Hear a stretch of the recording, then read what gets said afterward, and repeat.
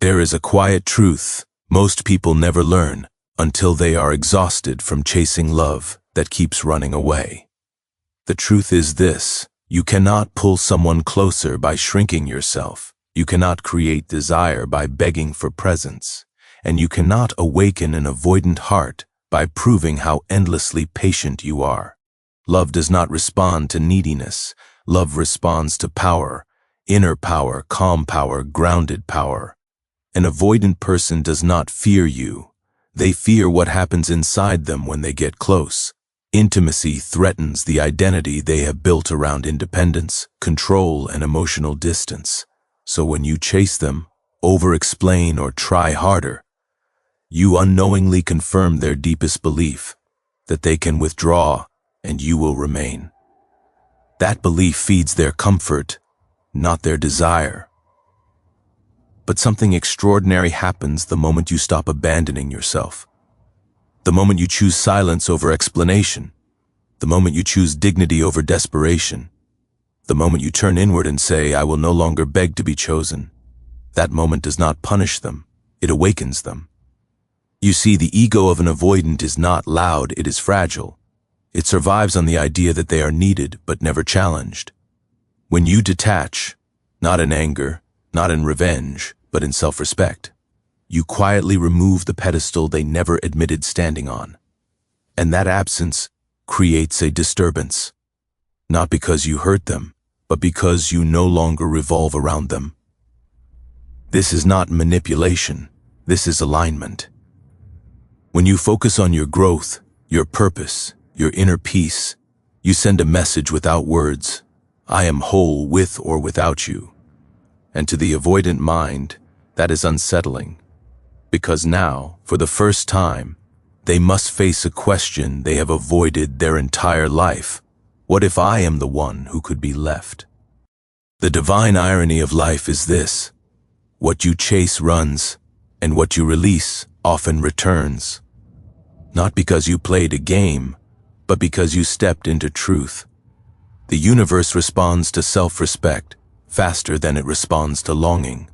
When you honor yourself, you restore balance, and balance is magnetic. If they come back, it will not be because you suffered well, it will be because you stood still, because you became rooted instead of reactive, because you chose wholeness over attachment. And if they do not come back, then something even greater happens. You no longer need them to. That is the highest form of power. That is love without fear. That is wisdom in motion. An avoidant individual does not withdraw because they are empty or incapable of feeling. In fact, they often feel more than they are willing to admit, even to themselves. Their distance is not the absence of emotion, but the presence of fear. Fear of losing control, fear of dependency, fear of being seen too deeply. Intimacy challenges the identity they have carefully constructed, an identity built on self-reliance, emotional independence, and the belief that needing someone is a weakness. When closeness begins to form, it threatens that self-image, and the nervous system reacts by pulling away. At the core of avoidance is a survival strategy learned early in life. Somewhere along the way, emotional closeness became associated with discomfort, inconsistency, or loss of autonomy. As a result, connection now triggers an internal alarm. The avoidant mind interprets love not as safety, but as potential captivity. This is why they can appear confident, detached, or even superior on the surface, while internally struggling with vulnerability. Their ego becomes a shield, protecting them from emotions they were never taught how to hold. Control is essential to their sense of security. When they feel in control, they feel safe. When someone gets too close, that control feels threatened. They begin to sense expectations, emotional needs, or the possibility of responsibility, even if none are being placed upon them. This perceived pressure causes them to retreat, not because the other person has done something wrong, but because closeness activates a fear they do not consciously understand. To preserve their self-image, they convince themselves they are better off alone or that something is off about the connection. This is why reassurance, chasing, and overgiving rarely work with avoidant individuals. Instead of creating safety, these behaviors increase the sense of being needed, which feels like a loss of freedom. The avoidant ego equates being needed with being trapped, so the more someone pursues them emotionally, the more they feel the urge to escape. It is not cruelty, it is conditioning. They are not rejecting the person.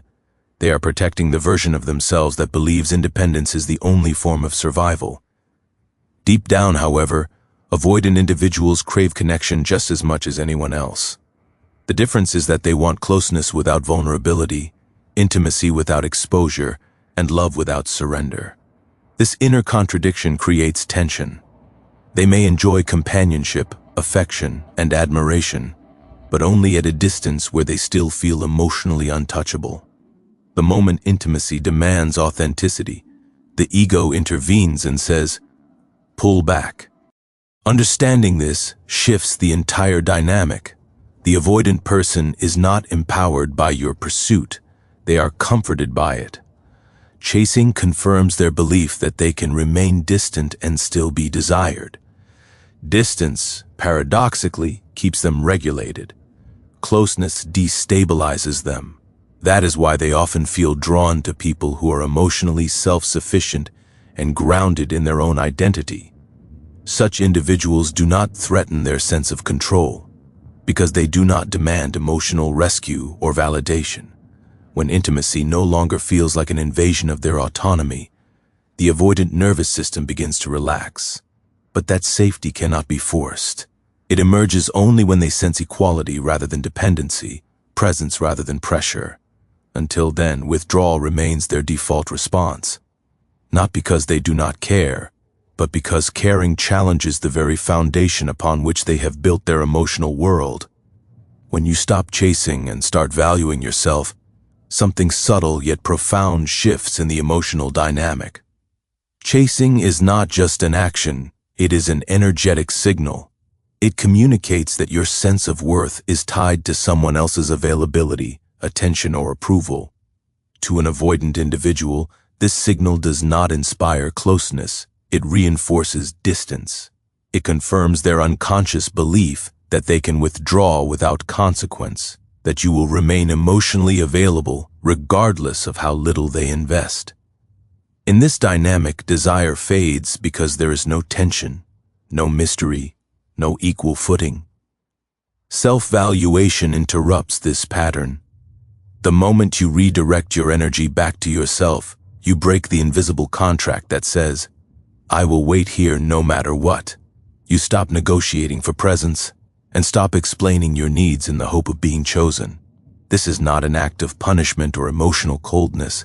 It is an act of alignment. You are no longer asking someone else to confirm your value. You are embodying it. And this embodiment is what unsettles the avoidance internal narrative. Avoidant individuals are most comfortable when emotional dynamics are predictable. Predictability gives them control. When they know you will always reach out, always forgive, always adjust, they feel safe staying distant. But when you stop chasing, that predictability disappears. The silence, the emotional neutrality, the calm withdrawal of effort creates a psychological disruption. It forces them to confront something they rarely do, the possibility of loss. Not dramatic loss, but the quiet realization that you may not always be there. This is where ego comes into play. The avoidant ego is structured around being self-sufficient and desired without effort. When you detach respectfully and focus on your own life, it challenges that ego. It sends a message without words. I have a life, a direction, and a sense of self that does not orbit around you. This message can feel like a wound, not because you harmed them, but because it dismantles an assumption they were unconsciously relying on. Valuing yourself also changes how you show up emotionally. You become less reactive and more grounded. Instead of responding from anxiety or fear of abandonment, you respond from clarity. You no longer chase explanations or reassurance. You observe. You choose. This emotional stability is deeply magnetic, especially to someone who is accustomed to being the emotionally dominant or detached one. The balance of power shifts, and with it, the emotional polarity. What many people misunderstand is that avoidant individuals are often drawn to strength, not pursuit. They are attracted to people who seem complete, not those seeking completion through them. When you invest in your growth, passions, and inner peace, you embody a form of independence that mirrors what the avoidant values in themselves. Suddenly, you are no longer a source of pressure. You are a reflection of freedom, and freedom feels safe to them. This does not guarantee that they will immediately chase you, but it does awaken curiosity. They begin to wonder why you are no longer reaching, why the emotional supply has shifted. In that space of wondering, desire can re-emerge, not because you manipulated the situation, but because you restored balance. You stopped abandoning yourself to keep someone else close. Ultimately, valuing yourself redefines the entire relationship dynamic. Whether the avoidant returns or not becomes secondary. The primary transformation is internal. You reclaim your dignity, your emotional sovereignty, and your sense of worth. And from that place, any connection that returns does so on healthier terms, or it fades without destroying you. The idea of an ego wound is often misunderstood, as if it implies intentional harm or emotional games. In truth, it has nothing to do with cruelty or manipulation. An ego wound occurs when a deeply held self-perception is quietly challenged by reality. For an avoidant individual, that self-perception is often built around being the emotional center without having to fully participate. They are used to being desired from a distance, admired without accountability, and chosen without vulnerability. When this dynamic changes, the ego reacts. The moment you stop centering them in your emotional world, you do not attack their ego. You simply remove reinforcement. You no longer prioritize their moods, their availability, or their approval above your own well-being. This shift can feel jarring to someone who unconsciously relied on your emotional attention as a form of validation. Not because they are narcissistic, but because the dynamic allowed them to feel important without having to risk closeness. This realization is what creates the so-called wound. It is the sudden awareness that they are no longer the axis around which your emotions revolve. You are no longer waiting, adjusting, or over-functioning to maintain the connection. Instead, you are living, choosing, and responding from self-respect. For the avoidant ego, this can feel like a loss of status. They may interpret it as rejection, even though no rejection was intended. In reality, it is simply the restoration of emotional equality. What makes this especially powerful is the absence of drama. There is no confrontation, no accusation, no emotional outburst. The ego is not wounded by anger, it is unsettled by calm detachment. When you withdraw your emotional overinvestment peacefully, it creates a mirror. The avoidant is forced to see themselves not as the untouchable one, but as someone who could be optional. That possibility alone can be deeply uncomfortable.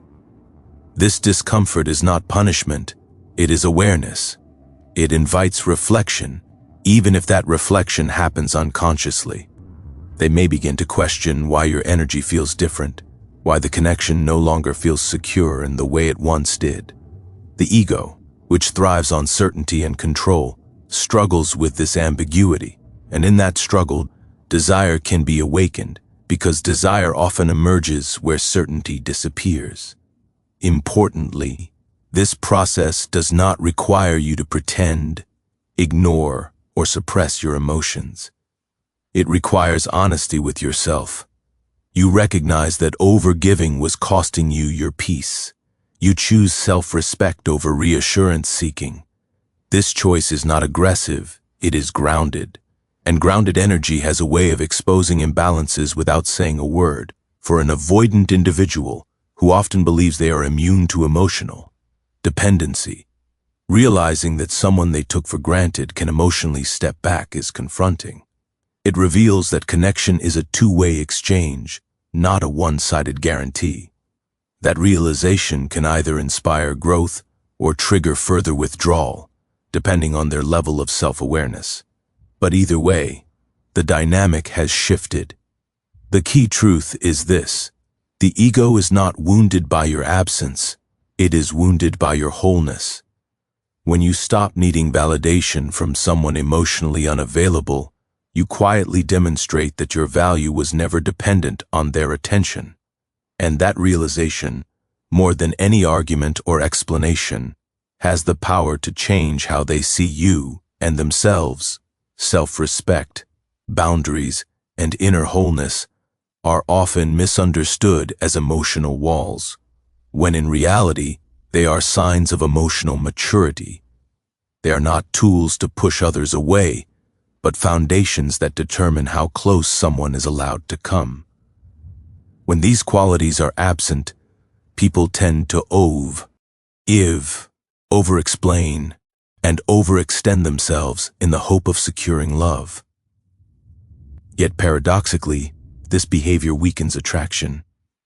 Not because caring is wrong, but because care without boundaries signals a lack of self-connection.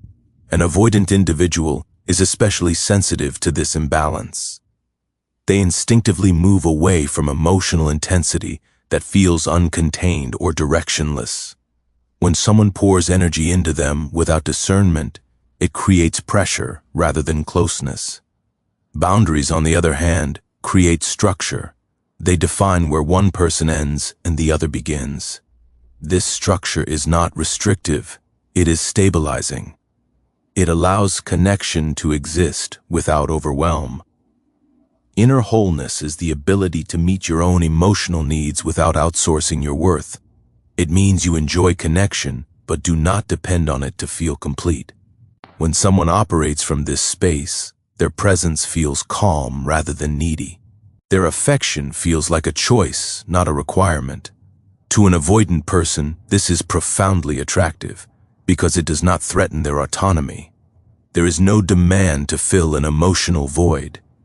There is simply an invitation to share space.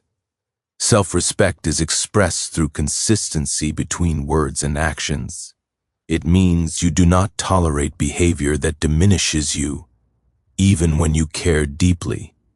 This is not punishment, it is clarity. When you calmly step back from dynamics that lack reciprocity, you communicate value without confrontation. The avoidant ego, which often relies on ambiguity and emotional distance, is challenged by this clarity. It introduces accountability without accusation. Boundaries also restore emotional polarity. Desire thrives when two whole individuals meet, not when one person is trying to merge and the other is trying to escape. When you maintain your sense of self, you preserve the tension that make attraction possible. You are no longer chasing or proving. You are simply present, open, and self-contained. This presence invites pursuit far more effectively than persuasion ever could. Inner wholeness also changes how rejection or distance is experienced. Instead of interpreting withdrawal as a reflection of your worth, you see it as information about compatibility. This shift removes emotional urgency. You no longer react impulsively or anxiously. You respond with discernment. That emotional steadiness is rare, and rarity creates value. It signals that you are not easily destabilized, and that stability can feel both intriguing and safe. Ultimately, self-respect and boundaries do not guarantee that someone will stay or chase you. What they guarantee is that you remain intact regardless of the outcome. And this integrity is what makes attraction sustainable. When someone returns to you from a place of desire rather than obligation, it is because they sense your wholeness. They are drawn not to your availability, but to your grounded presence. That presence cannot be faked or forced. It is cultivated through honoring yourself first. True attraction is not born from seeking approval or emotional validation. It emerges when a person is deeply aligned with their own purpose. Purpose is not merely a career or a goal. It is an inner direction, a sense of meaning that organizes your energy and attention. When you live from this place, your life no longer revolves around whether someone chooses you. Instead, your relationships become a complement to your journey, not the center of it. This shift is subtle, but it fundamentally changes how others experience you. Avoidant individuals are particularly responsive to this kind of energy. They are drawn to people who appear self-directed and internally anchored, because such people do not threaten their independence. When you are focused on your growth, passions, and values, you emit a quiet confidence. You are no longer scanning for signs of reassurance or interpreting every interaction as a measure of your worth.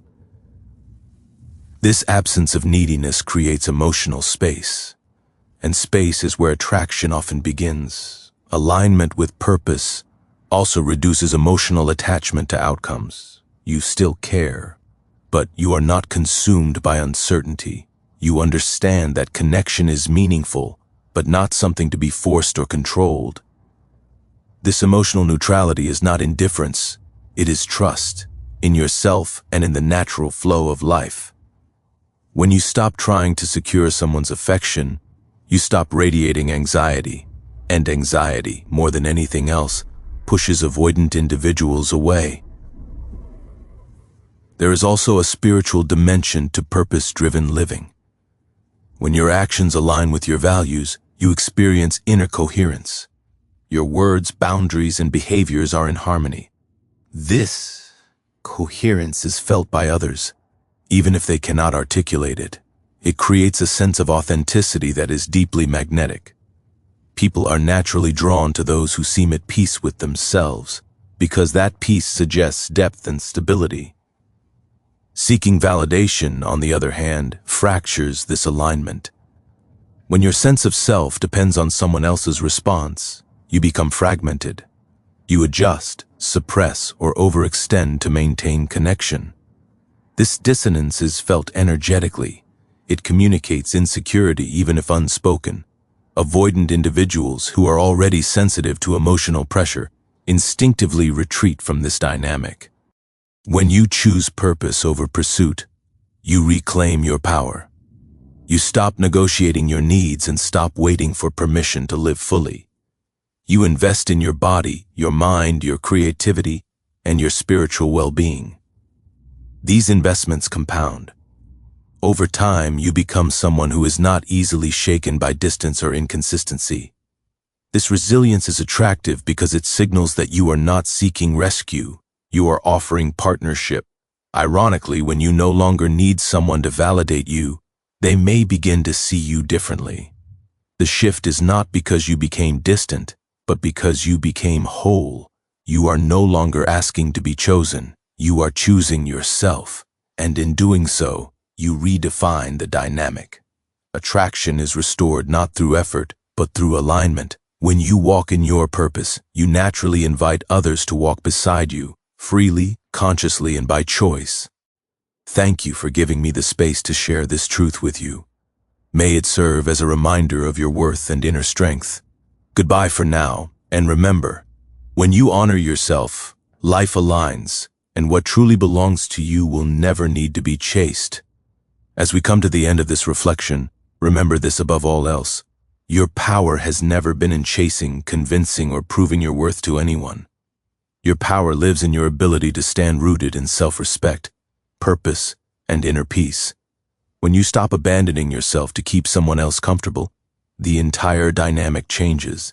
You either invite a deeper, more conscious connection, or you create space for something better aligned with who you are becoming. In choosing yourself, you align with a higher truth. Love is not something you earn through sacrifice of self, but something that flows naturally when you are whole. Thank you for listening with an open heart and a willing mind. Goodbye, and may you walk grounded in your worth, trusting that what is meant for you will meet you without pursuit.